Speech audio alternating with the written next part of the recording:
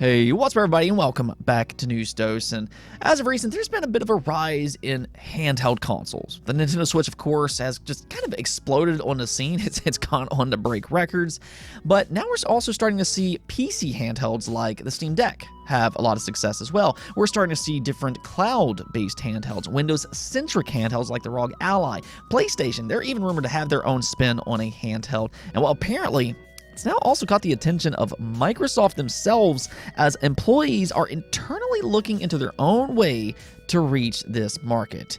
So yeah, we're going to go ahead and talk about that today, as well as Zelda Tears of the Kingdom, because they just dropped its final trailer and spoiler alert, wow, it was impressive. So definitely stay tuned for all of that. As always, though, do hit those buttons below. That way you can stay up to date with all of the daily gaming news. Plus, it's also a great way to help the channel. But without further ado, you know it. Let's just go and jump right into it, starting off with Ubisoft Plus, as it's finally available on Xbox. This has been rumored and speculated upon for years now, but it is now official. You'll now be able to subscribe to Ubisoft Plus on Xbox, where you can play over 60 games for the price of $18 a month. That is something to kind of note here, though. Interestingly enough, the only option on Xbox will be its multi-access tier, which on one side does allow you to play on console, PC, and Amazon Luna, which is nice if you do have multiple of these platforms. But at the same time, and here's the downside, it's also more expensive at $18 a month compared to the standard service, which is $15 on PC. So I do feel like they need to offer more options here, because you are paying a higher price on Xbox, and to just kind of make matters worse, it also has access to less games than its PC counterpart. Again, on Xbox, you'll have access to more than 60 games, whereas the standard PC version has access to more than 100. So the price can be viewed as a little iffy here, even more so when it's actually more expensive than Xbox Game Pass Ultimate, which is often viewed as the best deal in gaming. I'm not really quite sure we can say the same thing for Ubisoft Plus. I just feel like right now, as they're currently selling it, this is kind of a tough sell on Xbox. But hey, if you are a big fan of Ubisoft games, it does have a lot of Assassin's Creed titles. It's got Far Cry, it's got Watch Dogs, and so on and so forth. So if you are interested, you can sign up today on Xbox. Now, we also have another dedicated showcase set for next week on April 20th. Been getting a lot of these as of recent. In fact, we did have that Final Fantasy 16 event today, though this time it's for Street Fighter 6. Capcom is actually partnering up with Lil Wayne the rapper to host a 30-minute digital event in which they're saying has big news and announcements. Lil Wayne further added to that hype by saying, quote unquote, "We're talking new ways to fight, crazy new game modes, and some big announcements." So I mean, if you're a Street Fighter fan, it definitely sounds like this event's going to be a fun time. It is noted that there's going to be some new game modes here and everything, but maybe even some new characters might show up. Hey, maybe even Lil Wayne himself be a guest character or something like that. But something that I could see announced here is an open beta. It was rumored earlier this month that an open beta was set for April, so I mean, if there would be a good place to announce something like that, well, they could just announce it here and just drop it in the coming days. Again, though, this will all happen on April 20th at 3 p.m. Pacific time. All right, so let's just go and talk about the PC handheld market, though, and Microsoft, because there has been this uptick in handheld gaming platforms as of recent, whether that be cloud-based or dedicated consoles that play games locally. And it sounds like this really is just only the beginning. Just a few examples are the Logitech G Cloud, you have the ROG Ally, which is coming soon, and then most importantly, you have the Steam Deck. The Steam Deck really is the one that's proved there is absolutely a market for this type of device at the right price. Early in its life cycle, it's already sold over 1 million consoles, and it's also projected to surpass 3 million units by the end of this year, which is actually pretty good for a PC handheld. No, it's not necessarily Nintendo Switch numbers, though it doesn't really have to be. This is currently a niche part of the market, though it does add to PC gaming, and most importantly, it is a growing market, which is a great way to get people into the Steam ecosystem or PC gaming to buy even more games. I'm sure Steam is selling a ton more games thanks to the Steam Deck, and as time goes on, it could eventually hit 5 million units, it could hit 10 million, or even beyond that with a Steam Deck 2 or newer upgraded models. In many ways, we could actually say that PC handhelds are still in their infancy stage, but we are getting to that point where instead of buying a gaming laptop, PC handhelds are now a very real option. And that there's the thing, because various companies are starting to take notice of this, as I just mentioned. I think this all kind of started with the Switch back in 2017, but thanks to modern technology and the recent success with the Steam Deck, companies are now on high alert that there's a real fan base that wants this type of device, and that does include both PlayStation and Microsoft. As we talked about last week, Sony is rumored to be working on a handheld-like device that utilizes PlayStation and Remote Play. That's a different way of taking this, but they are kind of doing their own take and everything. And then Microsoft. They've kind of been more experimenting with cloud-based technology up to this point, but the thing that a lot of gamers are kind of calling for are dedicated handhelds that play games locally. That's where the Steam Deck shines, and that's also kind of why the ROG Ally is attractive, or at least on paper. Now, we still kind of gotta wait to see the price of that thing. It could be quite expensive when all said and done. But now apparently, Microsoft themselves are interested in these type of handhelds, though they're going about it in a little bit of a different way. So what's happening here is that instead of building their own handheld, a group of Microsoft employees actually pitched a new optimized Windows 11 experience that is specifically built to utilize handheld consoles. This was a hackathon project that was pitched internally last September, though it's now completely leaked out online thanks to Walking Cat. He actually posted the presentation of the pitch itself. I will leave a link in the description below if you want to hear that presentation, but it was actually very convincing. The pitch went on to kind of talk about the success of the Nintendo Switch, and then noted that the PC handheld market has only now started to grow thanks to the Steam Deck, and even though Windows can be installed on it, we've kind of talked about this before, but as it currently functions, it's a rough user experience. It's definitely not perfect.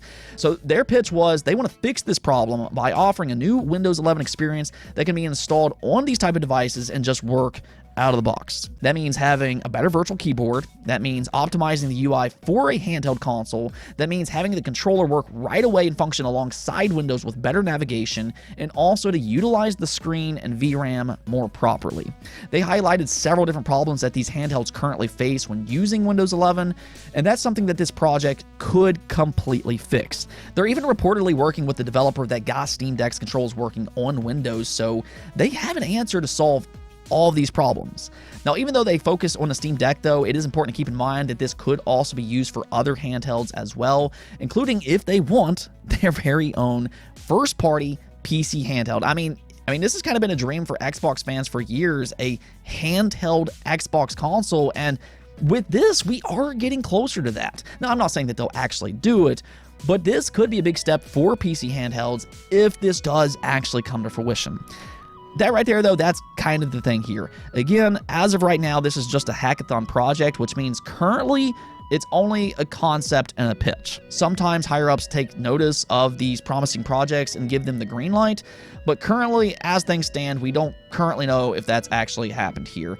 What we do know is that, if anything, this does show you Microsoft absolutely are exploring these ideas, and there is a chance that this could actually happen. And I think, just looking from the outside in, I think that this would be smart for them to do. As I just mentioned a moment ago, the Steam Deck is a great way to get people in their ecosystem and buy more PC games, and this would also be a great way to get people into PC Game Pass. Microsoft is always trying to find ways to get people in Xbox Game Pass, and right here, this is a very good opportunity. Dare I say, I think it's actually a better approach than solely focusing on cloud gaming, which still has yet to prove to hit that mass market. There's still a lot of questions with cloud gaming. With PC handhelds growing, though, this is a market that they could help pioneer. I think some Microsoft higher-ups might look at this market as a little too niche for the time being, but I don't think that they should look at it that way. I do think that it's better to get in while it's early. Don't wait around, because I do think the Steam Deck and other PC handhelds will be around for years to come. Again, it's already reached 1 million sold. It's projected to reach 3 million by the end of the year.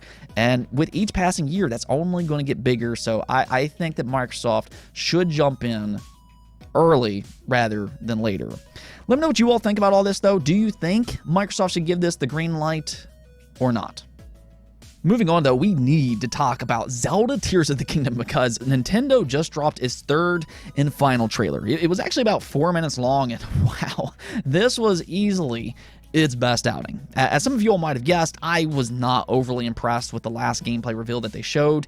Its visuals was not great, and outside of its building mechanics, I was getting the sense that this might just be another Breath of the Wild, but with some banjo nuts and bolts mechanics. However, my opinion has completely changed the day. This trailer looked flat out amazing. There was a lot happening, and I'm sure that there'll be some different YouTubers that'll kind of comb over it frame by frame.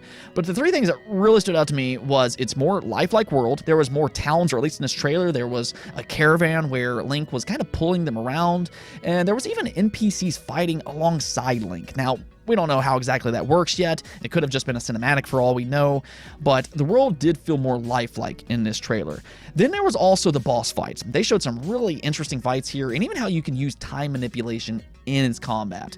The combat in specific looked really good, but the big thing here for me, and this is something that a lot of fans have been calling for, are actual dungeons. Now, even after this trailer, though, there's still not a 100% guarantee that there are actual dungeons, but at the same time, there was some footage in this trailer that looked like more dungeon-like experiences. There was this area where Link is infiltrating a laser-like base. There was a big castle-like area that appeared to be an entrance to maybe a possible dungeon. There was different abilities and objects that you can use for puzzles and platforming, and there was even a minecart area that looked awfully familiar to Resident Evil 4, but there was hints and suggestions that puzzles and intricate locations were more finely crafted in Tears of the Kingdom.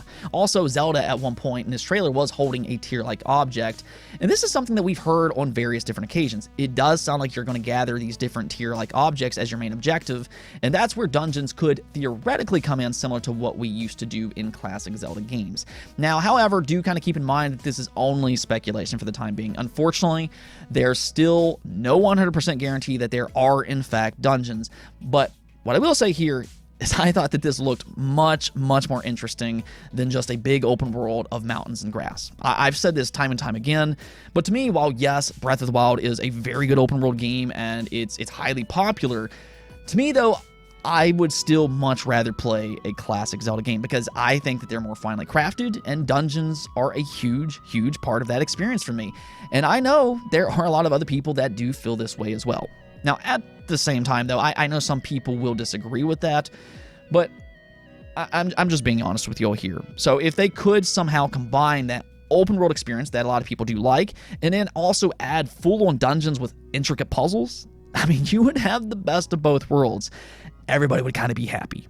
At the same time, though, I still want to go ahead and rein back my excitement because even though this trailer I thought looked, again, absolutely excellent, without that confirmation, I don't want to steer anybody the wrong way. For the time being, it just looks like Nintendo, they're just going to keep us blind until the very end. But I guess all this is going to be a surprise to us.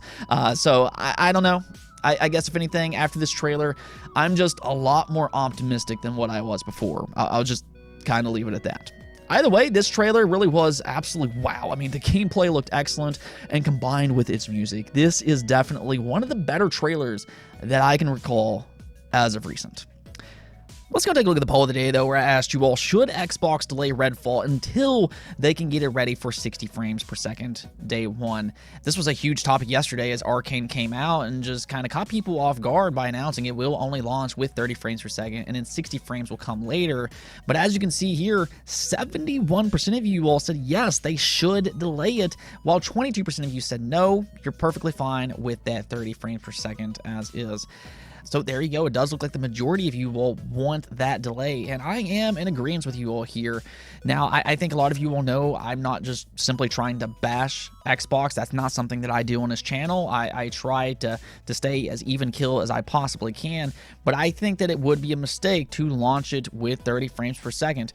I do understand that there are going to be some people that are perfectly fine with that. Some people will probably choose that option over 60 frames, but there is a large portion of gamers that wants to play 60 frames per second. And in fact, I would go so far as to say that I think that it is the standard for this generation of games. That is one of the biggest attractions to having an Xbox Series, that the fast load times and that buttery smooth 60 frames per second. So not having 60 frames day one, especially for a first-person shooter like this, I think that that is a little bit disappointing.